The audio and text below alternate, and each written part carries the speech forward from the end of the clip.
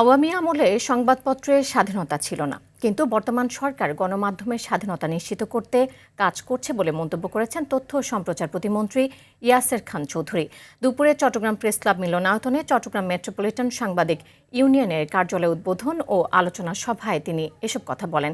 এ সময় তিনি আরও বলেন, মিথ্যা বা ইচ্ছাকৃত বিভ্রান্তিকর তথ্য বা অপতথ্য মোকাবেলায় কাজ করছে সরকার। বর্তমান সরকারের আমলে গণমাধ্যমে কোনো সংবাদ প্রচারে বাধা দেওয়া হয়নি।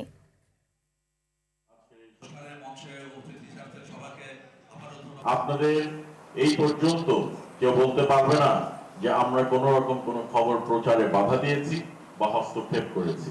বিগত সরকারে আমরা দেখেছি, ফ্যাসিস্ট আমলে আমরা দেখেছি যে সংবাদ মাধ্যমে এবং সংবাদ মিডিয়া হাউসগুলোতে বিভিন্ন রকম চাপ প্রয়োগ করা হতো, কন্ট্রোল করার চেষ্টা করা হতো।